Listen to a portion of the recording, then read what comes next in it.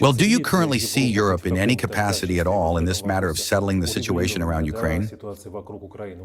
And again, this so-called diplomatic advisor to the president of France, Emmanuel Bon, supposedly came to Moscow. So are there any movements from that side?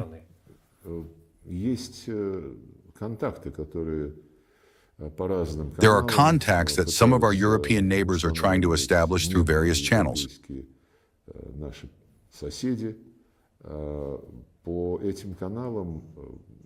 Through these channels, well, to be honest, nothing new compared to what the respective countries are saying publicly is reaching us.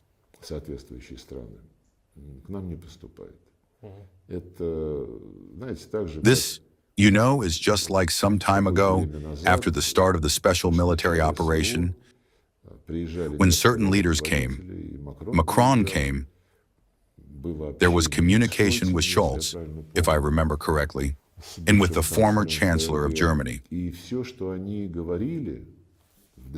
Everything they said in confidential contact with our president fit within their public, loud statements.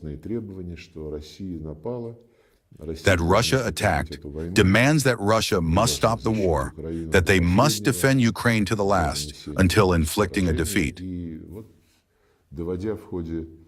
And so by delivering such messages during the contacts,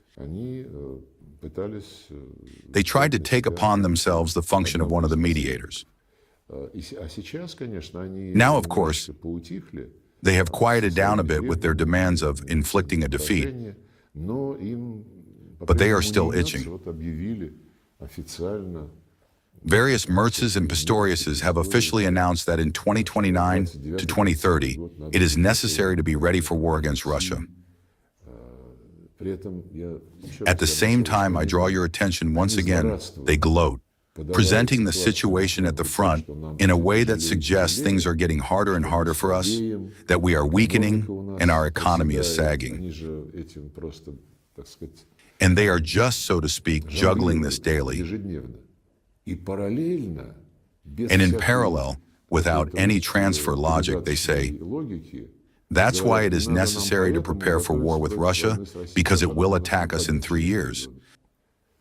Well, they should somehow sort out their own arguments. But people, well, they will tell you, for instance, that Russia will end the conflict in Ukraine and prepare. Just by 2029 to 2030, it will be ready. Well, this worries us little. Our president has already said that in Ukraine we are conducting a special military operation. We are not going to attack any Europe. This is completely unnecessary for us. If Europe suddenly realizes these threats of theirs, to prepare for a war against us, and begins to attack the Russian Federation, our president said that from our side, it will not be a special military operation. It will be a full-scale military response with all the means at our disposal in accordance with the doctrinal documents on this matter. Now, more and more voices of reason are sounding. But Europe, of course, is in a torn state.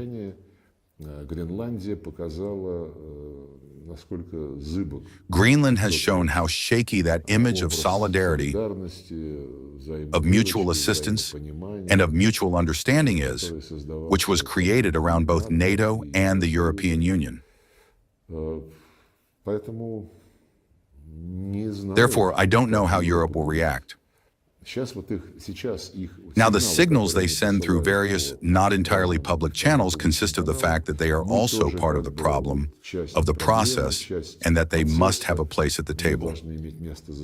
But they say this publicly as well, meaning that here too, nothing new is happening. And when Macron, about 3 weeks ago, again announced that, allegedly, he would call Putin as soon as he prepares something, then they say that it is necessary to prepare the technical side of the conversation with Putin. This is not serious. If you want to call, well, then call. Usually, mature leaders announce their contacts based on the results of a conversation that has taken place. But these announcements look as if you are preparing some kind of show and need to excite as many viewers as possible. Well, whatever Europe is, it is.